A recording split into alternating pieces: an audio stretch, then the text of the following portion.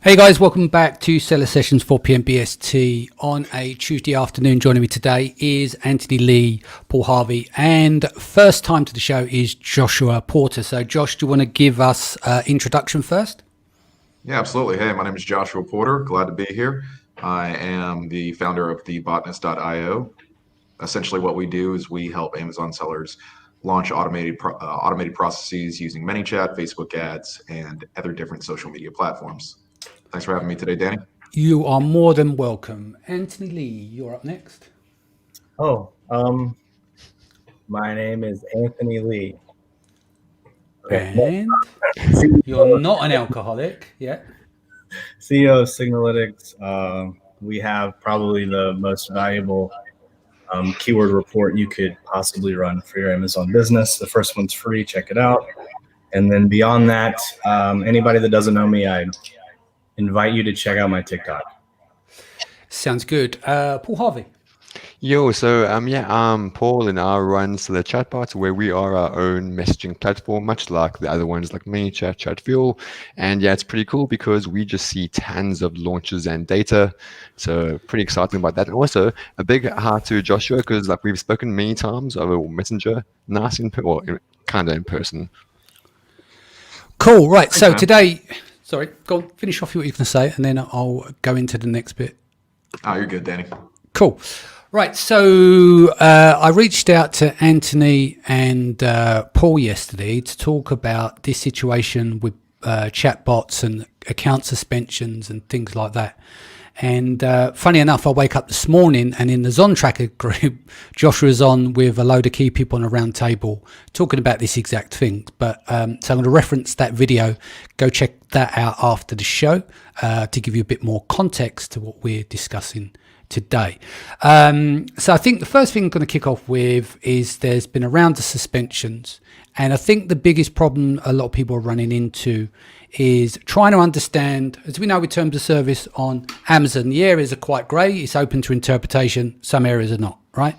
But when it comes to using chatbots, you've got Facebook, and if you're marketing to Amazon, then you've got to still consider and be up on what's going on with Amazon. If you're a developer, you're going to have terms of service rules that you need to look after for your end product, for your end users. And obviously ManyChat has also have its fair use policy as well. I mean, I think there, Joshua, do you want to correct me here? But across all of that, there's about 4 to 5 terms of services, including e-commerce, that you would need to be aware of. I would say there's actually more. So if you're just looking at the Facebook platform itself, you're having to deal with Facebook advertising platform, the Messenger advertising platform, ManyChat's terms of services, you have the e-commerce platform, and just navigating that could be a minefield of its own to get the results that you want. And then obviously the e-commerce platform on top of all that. So that's just on the social media aspect of it. Then when you start to transition over into the other fields, it just becomes a maze. It can be a bit confusing at the end of the day. Yeah, and obviously the buck has to go somewhere, and obviously it is you as the end user on the platform, using it to promote products, doing rebates, etc. It can have devastating effects on the business. So today really is about kind of picking through everything and get everyone's interpretation of what they feel is the right way of going about it to scurvy around some of the issues that you may face. Anthony, can I kick off with you on this? Once you started seeing the round of suspensions, account suspensions on Facebook happen, what's your full take on it? So technically right now, I'm not in the same situation as Paul and Joshua, where I don't run a full-fledged agency that runs these for clients. So I can only really share my experience as a user, because we do have a couple of clients, and then obviously I do this stuff all the time myself. Mm-hmm. I can tell you that I've personally had, I don't know, probably 5 accounts, ad accounts suspended. Mm-hmm. But it's for a variety of reasons. It's weird. It almost seems like Facebook is never consistent, right? Like there's not like the one rule that you're breaking. It's like we're super hypersensitive now, so we're going to find a million different rules. Yeah. Luckily, though, ad account suspensions are not as scary as everybody makes them sound. Like, we've gotten all of those accounts back within 24 to 48 hours. Yeah. 99% of the time it was a mistake, or it was them just being, red flags from the algorithm, because we weren't doing anything wrong. And that's exactly what probably everybody in our situation is facing right now. They're not doing anything wrong. It does suck because it means your campaigns are getting, stopped, and then you have to wait 48 hours. And if you have like 15-day campaign planned, it's like, crap, what do I have to extend it, I guess, now? And it's really annoying, but that hasn't, like, the roadblocks. The biggest issue that we've faced is that we actually lost 2 of our pages, and we didn't get those back. And I've, like, you can ask Paul. I have contacted him. I'm like, holy crap, what's going on? Like, how do we fix this? Like, because if you lose a page, you lose all of your audience, the audience in that chatbot, in that mini chat. Like, you lose it all. And we've been fighting to get it back, and it hasn't happened. And conversations with Paul, I employed the help of somebody that knows how to do things that I guess other people don't, to dive in and figure out what's going on. And it looked like a single user managed to report us like 50 times. So it looks like, as of right now, Facebook is shooting first and asking questions later. That sounds familiar. I don't want to tell that story to scare people. Like, obviously 90% of everything we're doing is still working, but that 10% can seriously impact campaigns and your goals for maybe 1 or 2, clients at a time. And then it slows things down. But that's been my personal experience so far. Ad accounts, up and down.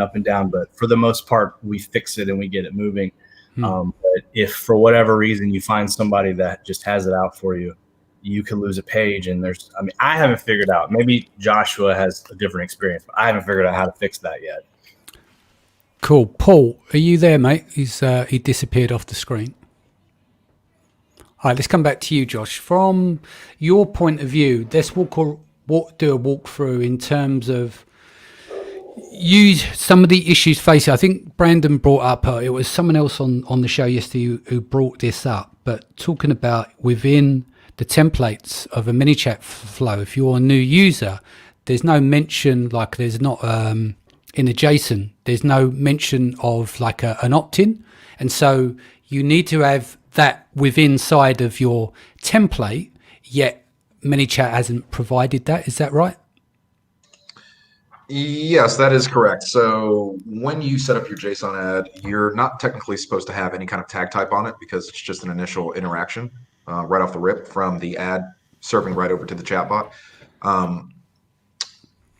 What a lot of people will end up doing is that they'll actually just put the other tag type on it, thinking that that's going to suffice and make sure that everything's copacetic when you're delivering your lead magnet to your audience. But at the end of the day, it's actually just supposed to be blank, just a direct transfer. And this is what was causing issues with some Amazon sellers and their product launches, or just anybody that's using ManyChat in general. And this would get automatically flagged by ManyChat because they're violating their own rules, and their checkers are so strict that this would just cause a massive feedback loop of people getting in trouble. Okay, so Paul, he's back now. Can we get your take on the suspensions as well, and some as a software owner, some of the issues that you've been facing, or for your end users? Yeah, so last year I just tested everything. So I noticed this trend in about the middle of last year. I thought, okay, great. First thing to do is what's going to happen. I knew there's the upcoming elections because, yeah, every time there are elections, you see tons of Facebook ad accounts banned. And I'm assuming, I could be wrong here, but the pages and the ad accounts are separate entities or separate issues. And I suspect the ad accounts were for the elections, and then the pages were because of new Facebook changes, along with the whole EU changes. And what I did was, when I saw this, I immediately said, okay, cool, like, let's test ManyChat. And my page was blocked. And then I actually ran some Facebook ads around COVID-related products. Big no-no on Facebook's side. And I got through, I think we did like 800 rebates like that, and not a single flag, not a thing. And then I had about 60 pages, and every single page what I was doing is that I was making sure, okay, connect this page to ManyChat, connect this page to the chatbot, connect this page to nothing, and so on and so forth, testing all the platforms. And it was ridiculous.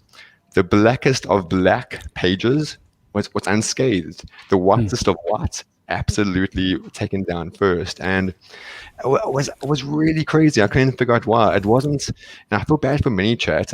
And Josh, I'm sure you saw this as well. ManyChat got a lot of hate thrown at them.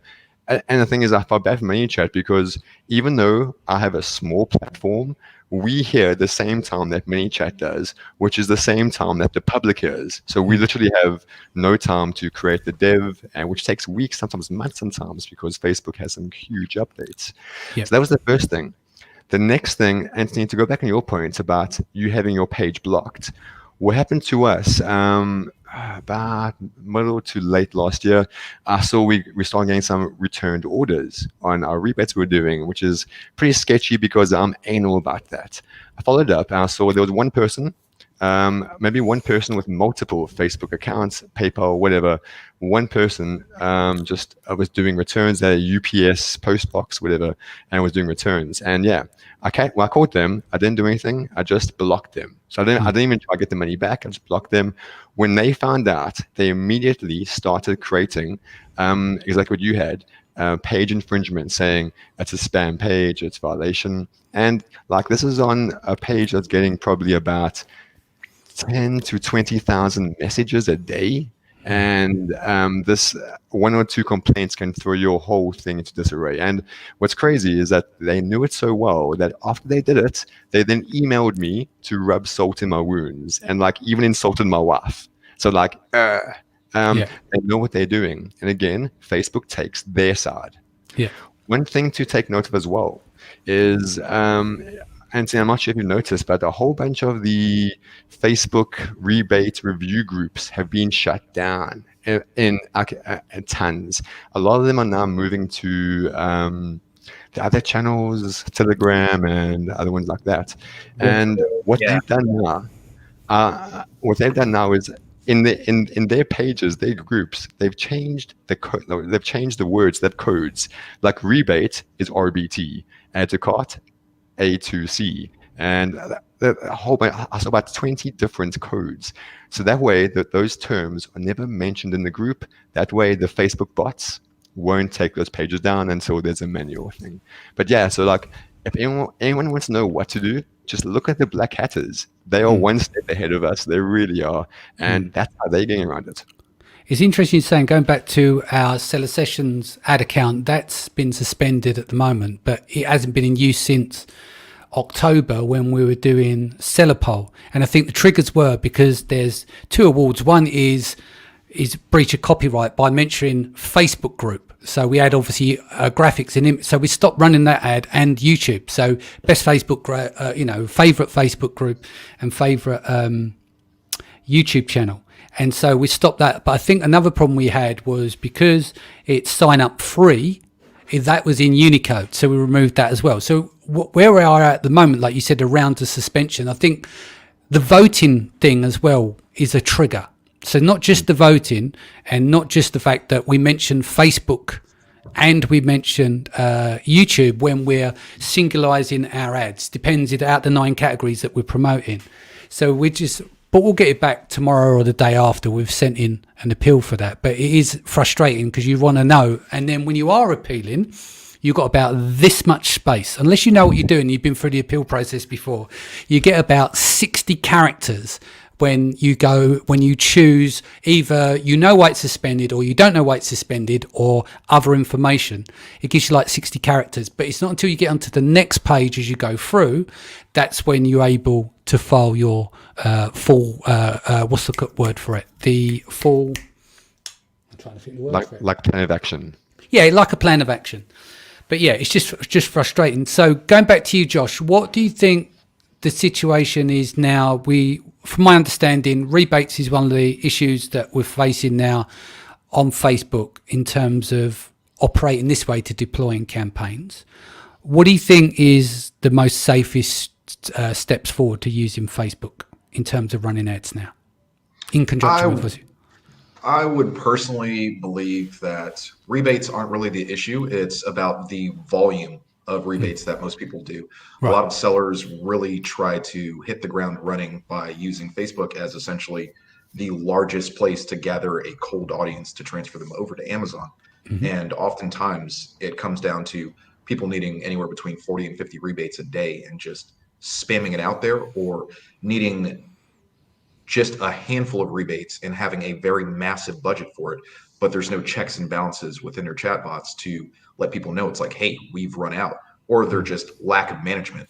They're not turning off their ad spend for the day, or reducing the amount of money that they put towards these ads to just reduce the reach that they get once they hit their capacity. So not having something in place just to remind them like, hey, you might want to take care of this, and you might want to turn down the volume of your ads so that it doesn't get the reach that it wants. And then just making sure when you're done with your campaigns, you delete them so that people aren't trying to reach out to you in the future and trying to get in, and just staying on top of that.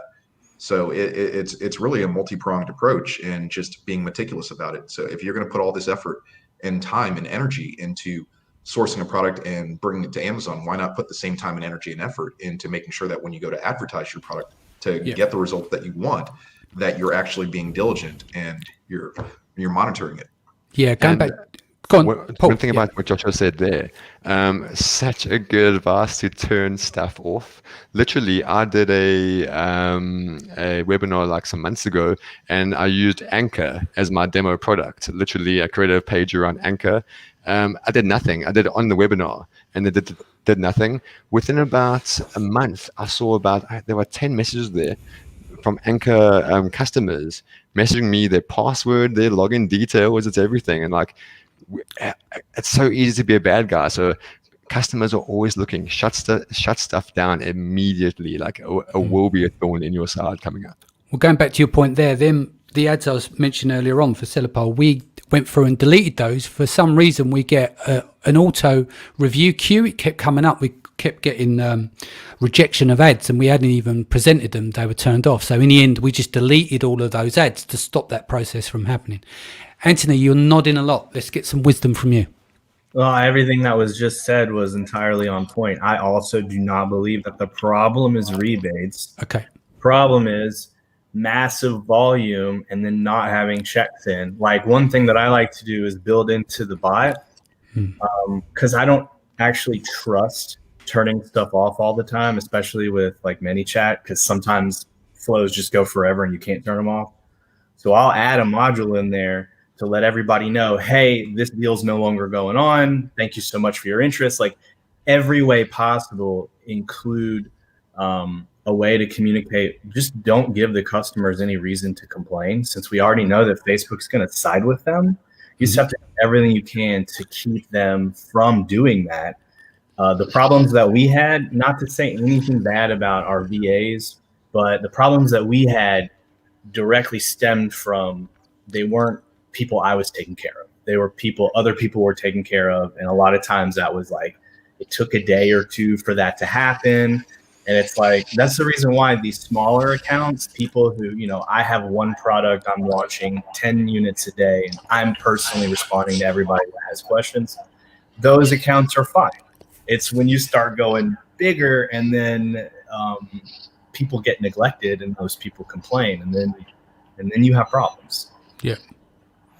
Josh, let's bring you back in. Talk to me from a developer's point of view, some of the mountains that you have to climb to get around things in order to protect your clients and user base. Yeah, so I would say some of the hurdles that you'd have to jump over just to protect your clients and your user base is one, understanding what kind of product you're bringing to market and being able to answer all those questions that people would have when they reach out to you. Oftentimes, when I set up the campaign for my own clients, one thing that I definitely dive through is getting an understanding of what are the commonly asked questions that somebody's going to have, and just creating those snippets for them so that when their team handles the dealing with live chat or any kind of customer service, they can easily respond to those questions and they can proceed to move forward without having a breakup in the whole process. And then obviously segmenting anything that I built out in easily digestible form so that they can get somebody back on track to get the end result at the end of the day, whether it's just tabulating add to carts or connecting, excuse me, headset just died, or just getting more search find buys at the end of the day, or even doing post-purchase follow-ups. Yeah. Paul, what about your point of view from a developer? But your mic's muted.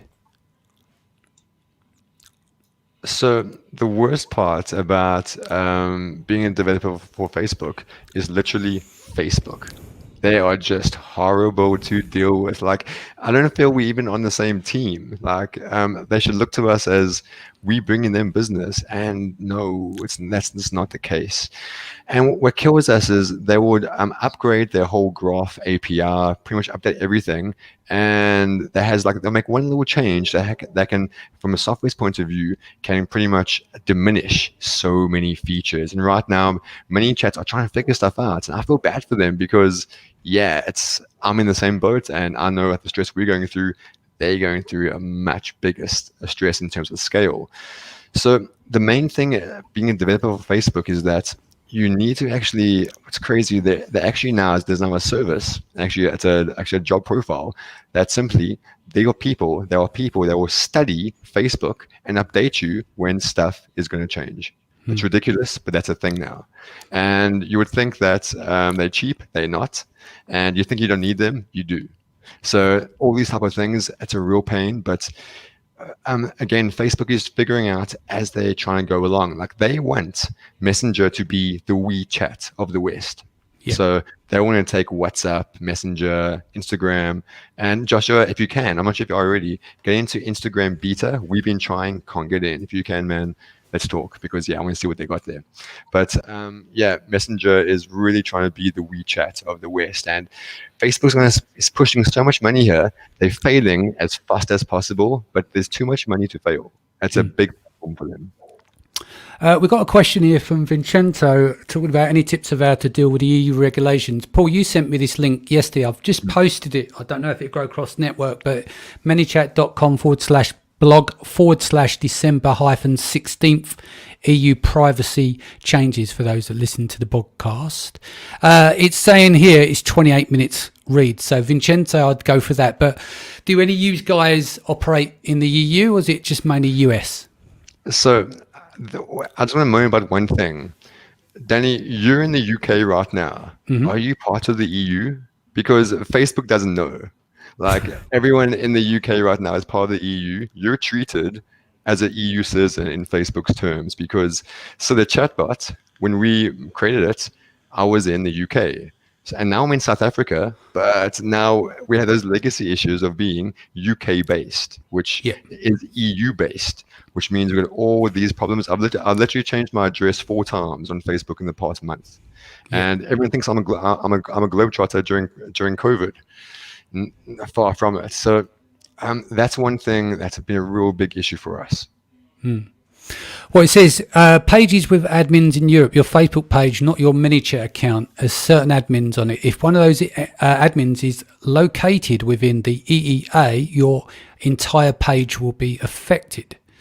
For example, let's say you're located within the United States, 100% of your subscribers are located in the USA, but you have one single Facebook page admin located in Germany, then your entire page will be affected. So I don't know what the answer is there, but part of that is what happens if you remove one of those admins.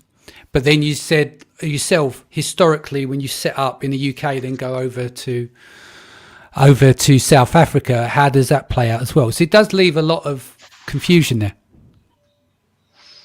I mean, for me, I'm still confused, and Facebook's still confused. So they're figuring out things as they go along, and yeah, we're trying to see the best way forward. It might be as simple as changing your address, or might not be. I've seen so many cases. Yeah. I could say what has worked for me with a couple of my pages that have admins that are in the EEA or the EU is actually just removing them from the page for a couple of days, having them set up a VPN to be in a different location and bring them back in 5 days. It's going to refresh the page transparency, so everything should be able to go through. And if all And else Josh, what's fails, their address on Facebook? Like lives in? Do you change that to US or? they could still have their physical location. What I found that works is essentially just setting up a second Facebook account. Having somebody in the US set up that Facebook account so it just captures that location from wherever it is, and anytime that they actually access it, you just access it through a VPN. Gotcha. If they want to. It's a little workaround, but if they want to maintain their actual physical account, they might want to change their own location. But everything's a work in progress, and we just kind of fail forward at this point. Cool. Paul, do you want to just for the benefit of the audience listening back on the podcast as well, do you just want to, what you think now is the safest way to do a launch using the platforms and staying within sides of the terms of service? So let's assume we go for a US one because the whole EU right now is still testing mess, around. And I actually, what Josh recommends there, I'd recommend that because we've tried that, it worked, and then sometimes it didn't because, so many problems there. But basically for a launch, what I do now, it's really convoluted and painful, but it's the best way because I had a problem where I had like 50 orders come in for rebates, but at the same time, our page was banned. So I literally couldn't reply to the people saying, here's your money, like everything. And they were upset. They replied to Amazon. Yeah, it was ugly. We managed to claw back and figure it out, but still, it was painful. So what I do now, essentially, as painful as this is, I have 3 bots through 3 sections of the bot. One bot welcomes them, and it will be, for example, let's say Paul's Deals. The next one will be Paul's Deals with a Z. The last one will be Paul's Deal. So like it's all the same branding, just start spelling error. That start spelling error means a whole new page. And every new page will link to the next page. So if you lose someone, that's fine because they've been through at least one of those pages. So you have a way to contact them again. And it's pretty convoluted and painful, and your team will hate you for doing this, but it's the best way to figure out stuff forward because that's the only way to catch those bad orders that get canceled. Right. Anthony? Paul sorry, go on, makes, Josh. Okay. Yeah, sorry about that, Danny, but Paul makes a very valid point. He's daisy chaining his bots together, and this is what often the black hat sellers are doing, where they just make these dumpster pages that they don't even care if they get shut down, but you'll see the same product over and over again, and it'll just be a new page with a terrible sounding name, winter giveaways or happy summer days or something absolutely goofy. And all it's designed to do is just collect your information, get you to opt in, provide an order ID, and then once they have that information, they'll just reach out to you via email and just get you back into another one over and over again. So I like what you're doing, Paul. I might just copy that. Do you want to piggyback off that, Josh? It's so much work. Do you want to piggyback and add to that at all? Because obviously his way of doing it is quite in depth. Have you got other ways that you would approach it as well? One thing that I would do is if I were in that situation where I would run the possibility of potentially getting my page shut down in regards to getting people their payment, is I would consider the option of maybe even doing the rebate first. I know it just sounds dangerous and it's a lot of money that you could throw out there, but having that option where instead of having the rebate delayed, let's say essentially 2 or 3 days down the road, once the order goes from pending to ship, is just to give them the rebate once you verify the order ID. So there's no chance of them running that possibility of complaining to Amazon. And I know it just may seem counterproductive, but at the end of the day, you got to. It's a business decision, isn't it? Yeah, it is a business decision. For what it's worth, we've done that and tried that, and actually had to hire 3 more staff to literally say, is this name and the profile picture, are they of US demographic? And if not, the team would say no, because 90% of the people that came through the bot weren't of the right demographic. And the majority of them are the scammers because they don't live in the US. And I don't know how they go around that, but yeah. And also again is that don't rely. Well, we see this in the groups, don't we? New York, Florida. Oh yeah. And when you rely on Facebook targeting, it lies. You say only US, and then someone other side of the world's there. Come on. Yeah. So there are a whole bunch of factors there. Cool. Final words to you, Anthony. Going forward, what do you think is the safest route? So if you got one brand, and you're not pushing weight, you should be okay. I would say just have a backup page so that you could continue your efforts, and have a couple of Facebook ad accounts just in case. Always, before you do anything transactional, collect the email address so that in the event that you do get shut down and you're in a pause situation and you can't get back to them, so that they don't freaking call a hit on you, you can email them and be like, hey, just so you know, all is good, etc. So just collect information, have some backups, or hire a reputable organization that has a history of being able to run this stuff. If you are at a larger scale and you keep running into these issues, I want to preface what I'm about to say by saying that I still fully believe in Messenger and ManyChat. First of all, I've never experienced a platform that makes building bots both visually stunning and easy as ManyChat's platform. And I do think that Facebook is putting way too much money into Messenger to let it flop. So it will get better and it will be easier to use in the future, in my opinion. But for now, the easiest thing to do is reduce the number of POSs that you have to comply with, and just don't do it through Messenger. There are web-based bots. You can literally do everything you're trying to do and not use Facebook Messenger at all. And then the only thing you have to comply with is just make sure your page is in good standing to run ads. Obviously the platform that you use probably has its own rules, but it's not going to be like Messenger is just under the microscope. So it's crazy right now. Everything is super, super. ManyChats being really, really, really sensitive. Messengers being really, really sensitive. If you just take those out of the equation altogether, you might find it easier for now, for at least a temporary solution, or it might be a great long-term solution.